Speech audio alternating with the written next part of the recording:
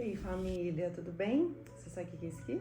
Cabelo molhado, porque o assunto de hoje que eu vim trazer para vocês pediu um banho gelado da cabeça aos pés. Gente, eu vim falar sobre a autonomia do sono nos nossos filhos de forma tardia, tá?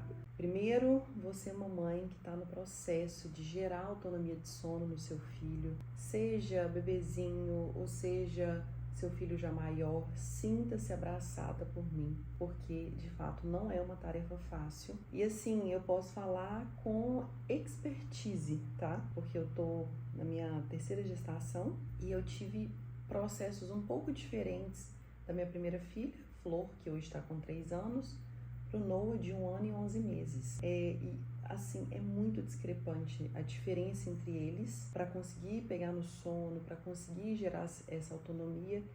E eu sei que tem diferença entre os bebês, tá? Eu sei que tem bebês mais fáceis, bebês mais difíceis, mas eu sei que parte da dificuldade que hoje eu tenho para gerar autonomia de sono na Flor, que é minha filha mais velha, vem de atitudes minhas, da mãe que eu fui para ela, né? Porque se você não sabe, com o passar do tempo você vai se tornando uma nova pessoa. Eu falo que é um processo de metamorfose. E para iniciar esse assunto, eu quero começar a contar um pouquinho para vocês como foi o meu processo de maternidade com a Florzinha, tá? Eu venho, graças ao bom Deus, eu falo que é uma comunidade de amigas, né? Mas eu venho sim de uma comunidade de amigas, hoje no meio cristão, né, na minha igreja. E assim, eu fui a terceira mãe, a terceira das minhas amigas a ter filho. E eu vejo assim uma grande diferença das minhas 2 primeiras amigas que tiveram filhos meses antes de mim. Elas engravidaram mais velhas que eu, uma com 32, se não me engano, com 30 e a outra com 32. E eu engravidei da Flor, eu tinha 25. Então eu já vim com uma imaturidade. E outra coisa também que eu vi de diferente, quando os bebês, né, delas nasceram, elas entraram com tudo na maternidade e eu ainda tinha muita coisa enraizada, sabe? Eu vim de uma família que tinha poucos bebês. Eu nunca fui aquela amiga que ia para casa de outras quando ganhava neném, ajudava, nada disso. Eu nunca tive muito tato com o bebê, sabe? Então eu acho que o processo para mim de conseguir entender a maternidade demorou um pouquinho. Eu não entrei de cabeça logo quando eu ganhei minha filha. Por mais que a maternidade ela te engole, você entra de cabeça mesmo sem querer, sabe aquele pulo forçado?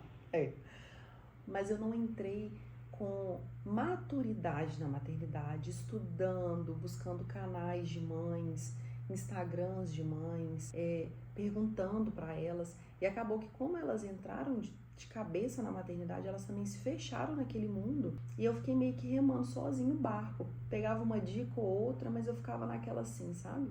Então sono, gente, com toda a sinceridade do meu coração, foi a última coisa que eu pensei que de fato era importante. Eu iniciei primeiro com o modo sobrevivência, né? Eu precisava sobreviver aquele recém-nascido.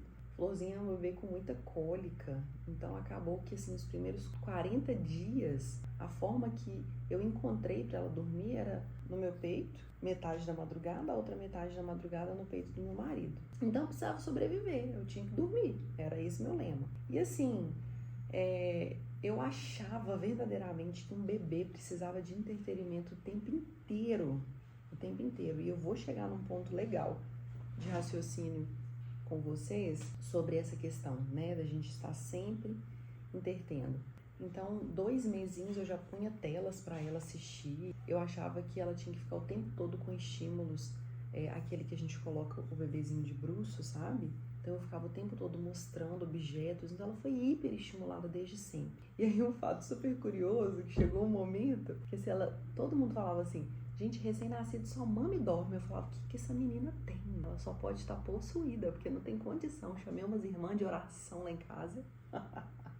Mandei elas orar, ora, porque deve ser demônio, não tem condição. Todo mundo fala que recém-nascido dorme e ela não dorme. E aí, quando de fato aquele modo sobrevivência passou e eu entendi que minha realidade era outra, eu comecei a estudar sobre autonomia do sono. Eu comecei a estudar sobre crianças hiperestimuladas e eu comecei a fazer o movimento contrário do processo. Quando ela tinha 6 meses, que ela começou a dormir um pouquinho melhor, eu engravidei do meu segundo filho e foi novamente aquela enxurrada de hormônio dentro de mim. E para eu administrar o processo de gerar uma autonomia de sono numa bebê, tendo outro bebê dentro de mim e demandas hormonais, foi um processo tanto quanto desafiador. E eu acabei deixando um pouco mais isso de lado, mas continuei estudando, continuei tentando, né? E aí a alternativa que eu achei era ninar ela. Então, ela saiu de uma bebê hiperestimulada para uma bebê que precisava de sempre contato para conseguir pegar no sono. E quando eu falo que ela é uma bebê difícil, é de eu entrar para dentro do quarto com ela 6h30, 7 horas da noite e ela pegar no sono 10. Então pensa nesse processo, né? Todo o estresse gerado. Enfim, aí meu filho nasceu. Quando ele nasceu, desde bebê eu já comecei a fazer de forma diferente. Eu já punha ele ali no bercinho, quando ele chorava eu pegava, ninava, dava peito, cheirinho, afeto. Quando ele começava a ficar sonolento, eu já colocava ele na superfície, ou no carrinho, ou no bercinho, enfim, no que estava ali para mim no momento. E ele começou, de fato, a engrenar mais uma soneca durante o dia. À noite, ele demorou um pouco mais para conseguir dormir a noite toda, mas porque eu também amamentei ele mais tempo do que a Flor, então acabou que assim, eu amamentei até 9 meses. Antes de 9 meses, ele acordava mesmo, né? Para ter aquele contato. E assim eu fui naquele processo de 2 universos completamente diferentes. E acabou que, para tornar as coisas mais fáceis, meu marido assumia ela à noite e eu assumia ele, porque eu amamentava à noite. Então acabava que a minha demanda ali era um pouco mais exaustiva, porque eu acordava durante a madrugada, mas ele engrenava rápido as sonequinhas, sabe? E meu marido ficava naquela luta. Só que ele começou a fazer uma educação de sono na minha filha. Ah, filha, papai não vai te dar colinho agora. Eu tô aqui do seu lado, você quer que eu segure sua mão? Começou a colocar alguma musiquinha ali pra ela ouvir e foi fluindo o processo. Até que chegou esse ano, que eu engravidei novamente e eu falei, cara, 3 bebês, eu preciso assumir de fato essa responsabilidade, eu preciso entender o que tá acontecendo. Porque se eu não organizar agora, eu vou surtar com 3 bebês. E aí, nós decidimos colocar os 2 juntos no mesmo quarto, já que hoje eles dormem a noite toda. Desafiador. Eu cheguei a desistir. Separei os 2 de quarto e a gestação foi progredindo. Hoje eu tô com 33 semanas. Quando eu fiquei com 25 para 26 semanas, eu falei, cara, eu preciso aceitar esse desafio, eu preciso voltar com eles, porque eles já dormem a noite toda. Aqui em casa é um apartamento de 3 quartos. Então eu preciso de um quarto pro bebê. Eu preciso que os 2 estejam juntos. E aí, gente, fui pro processo de entrar para dentro do casulo novamente e entender o que estava acontecendo, sabe? E assim, a gente conseguiu transicionar os 2 para o mesmo quarto, a gente conseguiu fazer ela entender através de conversa, através de fazer uma rotina muito certinha de sono. Então, ou eu estou em casa fazendo eles dormirem, ou meu marido está em casa fazendo eles dormirem, sempre no mesmo horário, com o mesmo cronograma, jantinha, depois banho, depois conta uma historinha, coloca eles na cama. Eu quero depois gravar um vídeo para vocês acompanhando esse processo e fluiu, tá? Fluiu. Mas por que eu decidi gravar esse vídeo? Eu decidi gravar esse vídeo porque estamos vindo de um feriado prolongado, Natal, entrando no segundo feriado prolongado, Réveillon. Então, acabou que a rotina, ela bagunçou, sabe? E aí eu estava agora dentro do quarto, fazendo os 2 dormirem, meu marido trabalhando, e eu tive gatilhos emocionais de quando ela era muito pequenininha, porque eu fiquei, gente, de 7 da noite até 9h30 para ela dormir. E nesse processo de 2h30, eu fiz a mesma coisa, a mesma rotina para os 2, dei um beijinho, pus o nono berço, ela no colchãozinho. Eu fiquei refletindo, porque eu tive nessas 2h30 vários impasses. Primeiro eu estava ali super paciente, depois eu comecei a orar, mentalizar, e ela sempre assim, mãe, me dá uma mamadeira? Falou, você já tomou uma mamadeira, tá? Agora é hora de dormir. Mãe, tô com muita sede, me dá água. Flor, você já tomou água, meu amor. Agora é hora de dormir. Mãe, coça minhas costas. Mãe, coça meu pé. E ela vai. E assim ela vai. E ela vai. E ela vai. E ela vai. E a todo momento em que eu pensava em explodir, eu voltava para a essência e eu falava, cara, ela não tá fazendo isso para me desafiar. Eu não sou inimiga dela. Ela é uma bebê, quase criança, né? 3 anos. Imatura, seu córtex não tá 100% formado. Ela não tem condições de discernir esse processo e eu preciso ajudar ela, eu preciso conduzir ela porque eu sou a parte adulta. E a todo tempo, gente, quando eu chegava lá no alto para eu explodir, eu respirava fundo, voltava e ajudava ela. Filha, você quer a mão? Mamãe vai te dar a mão. Só que agora é hora de dormir. Agora não tem água, agora não tem mamadeira, agora você precisa dormir, porque eu entendia a todo momento que era fuga. E olha que complexo, ao mesmo tempo que ela estava no processo de fuga daquela realidade, eu também queria fugir, porque a todo momento eu queria estar fazendo uma outra coisa. Eu falava, ela podia dormir rápido para eu tomar um banho. Ela podia dormir rápido porque a gente vai viajar amanhã, eu preciso fazer as malas. Nossa, ela podia... A todo momento eu queria estar em outro lugar que não era ali com ela. Entende?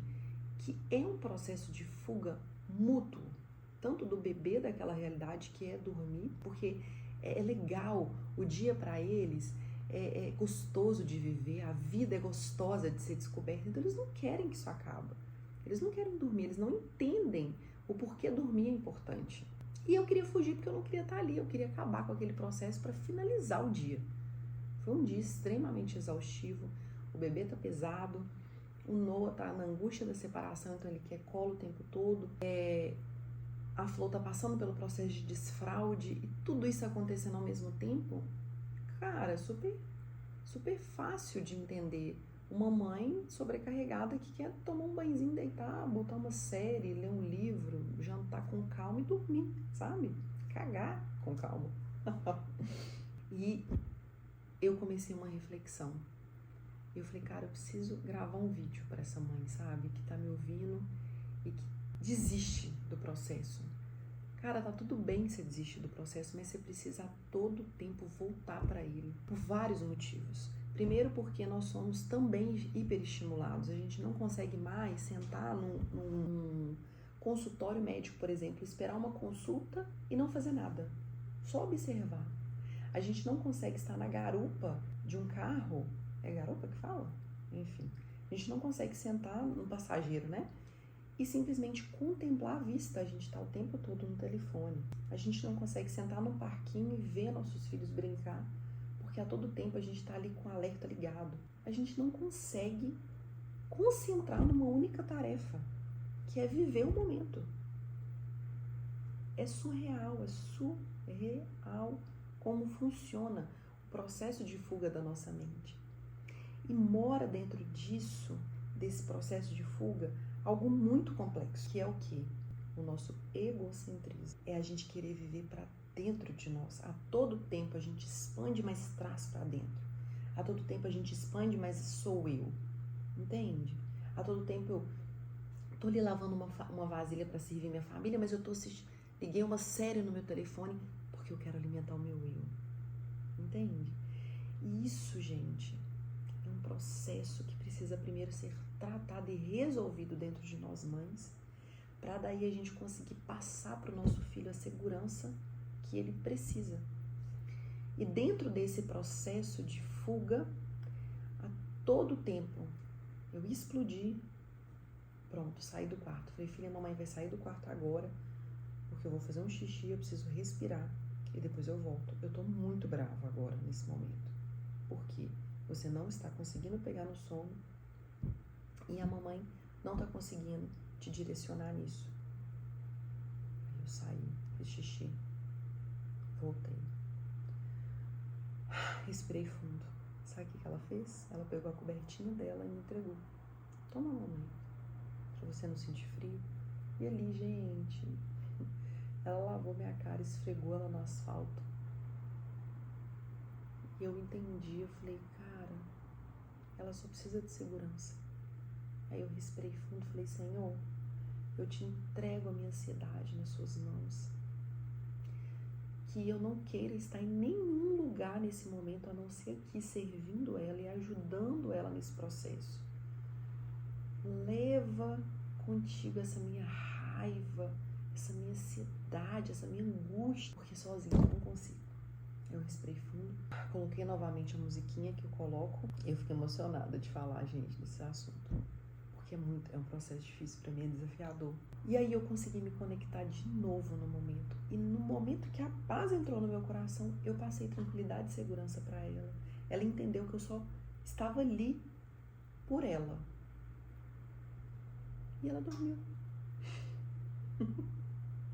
Depois de tudo, ela dormiu, ela só precisava de segurança. Então, eu não sou consultora de sono, eu sou só uma mãe com bagagens, querendo passar para você um pouquinho da minha experiência, para você ver o que funciona e o que adequa dentro do seu lar. Mas eu venho mais como uma luz. Conecte com seu filho, se entregue no momento. E vai ter dias que você vai ficar estressado, que você vai explodir, mas volte. Se você precisar sair, dar um respiro, qualquer coisa, mas volte para a essência. Não tem problema, sei, mas volte para a essência, que é o servir, não você. E aí vocês vão ver coisas extraordinárias acontecendo. Bom, esse é meu relato de hoje.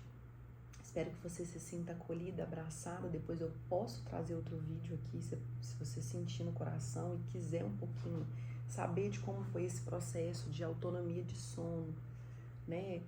Coloque aqui nos comentários que eu vou ter prazer de gravar para você. Se você ainda não segue o meu canal, deixe seu like, siga o meu canal e compartilhe para outras mães que também precisam se sentir abraçadas nesse momento tão desafiador que é, de fato, viver a metamorfose da maternidade, de fato, entrar para dentro do casulo e voltar para a essência que é servir, tá bom? Um beijo, mamãe, amo você.